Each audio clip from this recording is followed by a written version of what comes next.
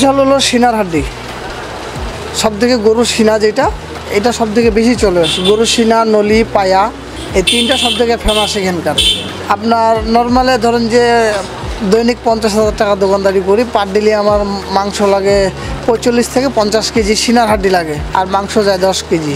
গ্রাহকরা বলছেন এই হালিমের স্বাদই আলাদা। অনেকে বারবার ছুটে আসেন মিজু ভাইয়ের হালিম খেতেই। এই মিজু ভাইয়ের হালিমের কথা অনেক দিন থেকে শুনছি আমি, আজকে নিয়ত করে চলে আসছি খাইতে, অনেক ভালো খায়। অর্থাৎ ঠাকুরগাঁও জেলার মধ্যে ভাইরাল দোকান, বিখ্যাত হালিমের দোকান মিজু ভাইয়ের হালিম, এটা রানী সঙ্গিলের চেকপোস্ট বাজারে। আমি এখানে প্রায় 50 থেকে 60 বার হালিম শুধু খাওয়ার জন্য আসছিলাম। দোকানটা ভালো চলে, খুব ব্যস্ততার মধ্যে আমরা থাকি এখানে। চেকপোস্ট বাজারে যে মিজু ভাইয়ের হালিমের জন্যই বিখ্যাত। দূর দূরান্ত থেকে মানুষ এসে, ঠাকুরগাঁও থেকে, দিনাজপুর থেকে, অনেক জায়গা থেকে। সীমান্তের প্রান্তে গড়ে ওঠা এমন একটি ছোট খাবারের দোকান এখন স্থানীয়দের মাঝে তৈরি করেছে ভরসার নাম, স্বাদের নাম, মিজু ভাইয়ের হালিম স্টোর। সীমান্ত মানেই কাঁটাতারের বাধা নয়, কখনো কখনো সেখানে দাঁড়িয়ে থাকে মানুষের শ্রম, স্বাদ আর আত্মবিশ্বাস। ঠাকুরগাঁয়ের চেকপোস্ট বাজারের মিজু ভাই তারও এক উদাহরণ।